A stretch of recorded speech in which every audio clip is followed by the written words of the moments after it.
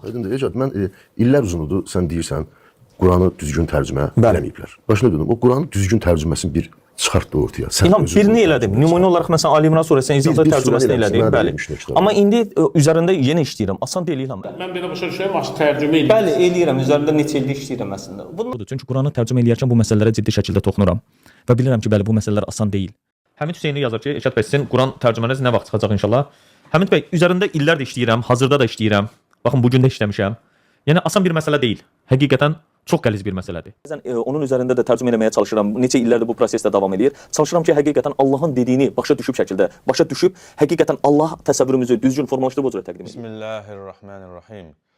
Elşad Miri 15 ildir güya Quran tərcümə edir. Amma bu günə qədər bir surəni oradan-buradan köçürüb güya tərcümə edib. Hər fürsətdə reklam edib, həmin kitabı da baha-baha satmaqla məşğuldur. Bəs Quranı 2 ilə tərcümə edəcəm deyirdin. Əlbəttə ki, edə bilməzsən.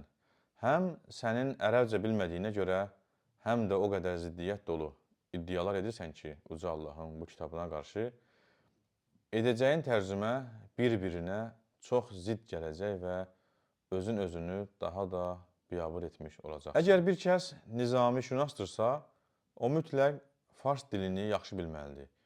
Bir kəs Pushkin şünasdırsa, o kəs rus dilini mütləq yaxşı bilməlidir.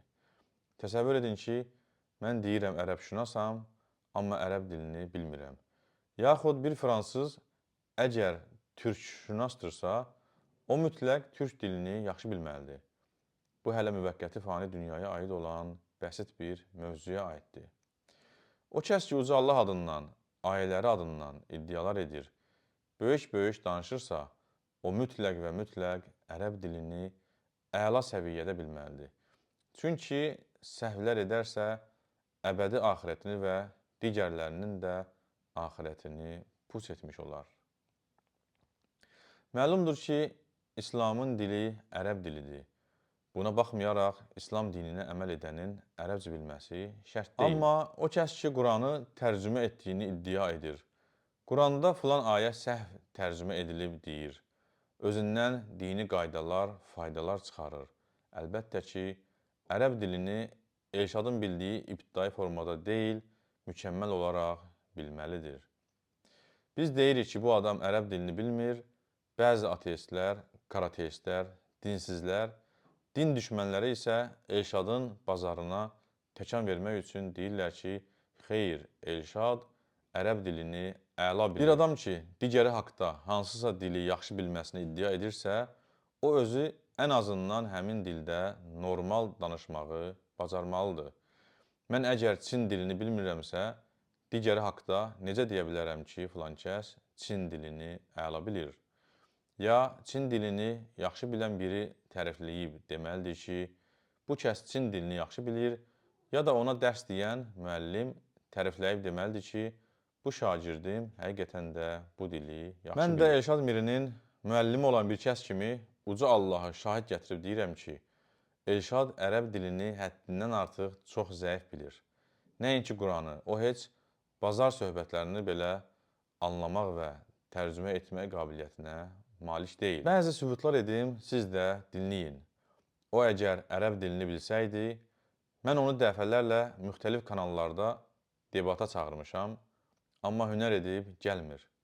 Çünki yaxşı bilir ki, həm ərəbcə bilməməsinin üstü açılacaq, həm də etdiyi iddialarının səhv olduğu üzə çıxacaq. Eləcə də ona sifariş verənlərin və eləcə də ölkəmizdə ona bəzi aldananların yanında pərt olacaq. Bu səbəbdən asta qaçan namərddir deyib falçılarla, mollalarla, aktyorlarla, aktrisalarla, jurnalistlərlə, bəzi siyasətçilərlə debat edir, amma mənimlə və ya dini bilən kəslərlə debat etməkdən çəkinir.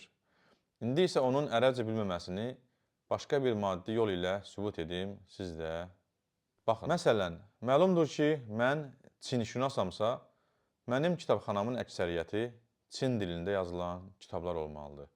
Amma bu, dinşünasam deyən, dini damdarı olan Elşad Mirinin kitabxanasında heç ərəb dilində olan bir dənə də olsun elmi kitab görünmür. Demək olar ki, hamısı türkçədir. Bu da ciddi sübutdur ki, bu adam həqiqətən də ərəb dilini bilmir. Buyurun əziz izləyicilər, özünə ilahiyyatçı deyən bu adamın ərəbcə deyil, yalnız türkcə oxumasının əyani şahidi olun və bilin ki, bu adam ərəbcə bilmir. Əgər bilirsə, buyurub hünər etsin, mən ona ərəbcə bilməməsini sübut edim. Amma bir çox səbəblərə görə onda bu hünər heç vaxt olmayıb və olmayacaq da.